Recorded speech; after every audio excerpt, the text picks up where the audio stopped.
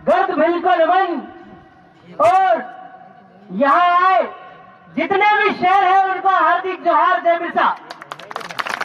साथियों, हम जितने भी हैं वो कम नहीं है।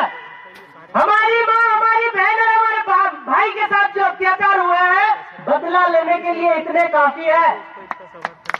अगर पूरा मध्य प्रदेश आ गया ना, उस दिन यहाँ उज्जैन की हालत खराब हो जाएगी।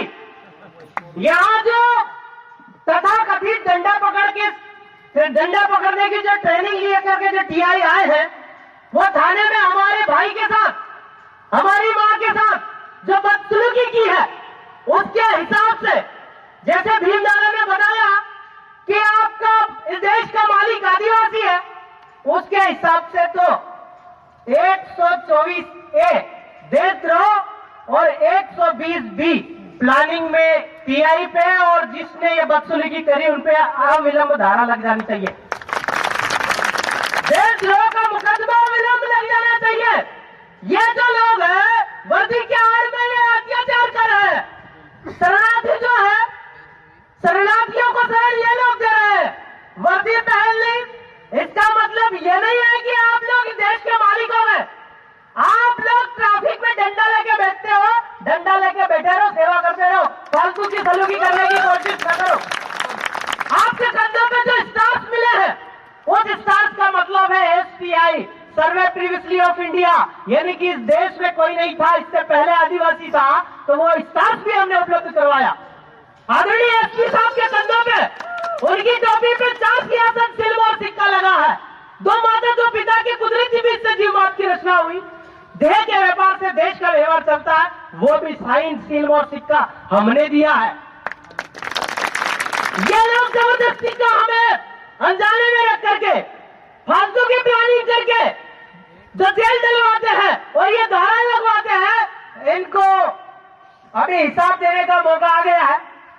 जितने भी आदिवासी देश के अंदर है, उन सब आदिवासियों को एक होकर के एक ऐलान कर देना चाहिए।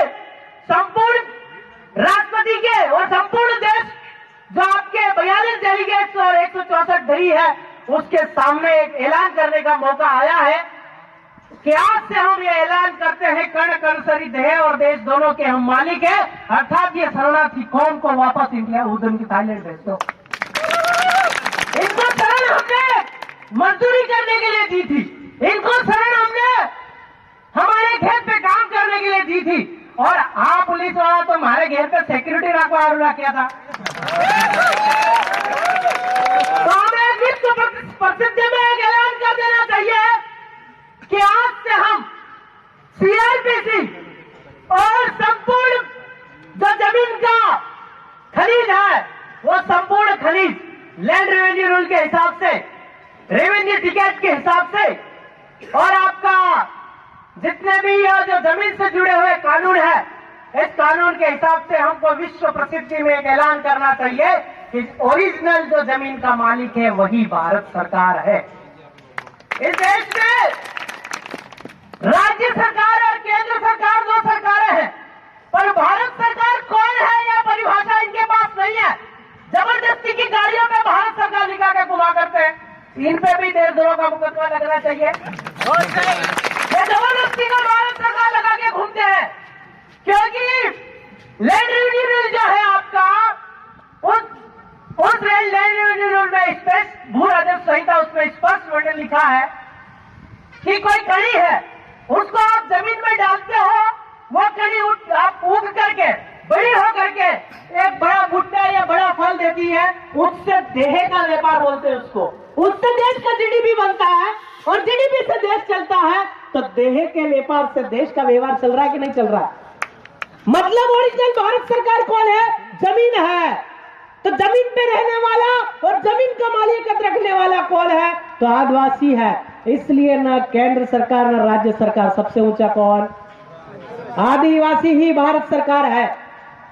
ये अगर कोई हमसे पूछे, क्योंकि आपकी जो इंदिरा गांधी प्रधानमंत्री थी, उसने 1968 में डेलीगेट्स पे साइन किया है कि original real owner of India आदिवासी ही है। वो तो आपकी प्रधानमंत्री थी, लीगल प्रधानमंत्री थी, कॉन्ट्रैक्टर थी, हमें सेवा करने आई थी।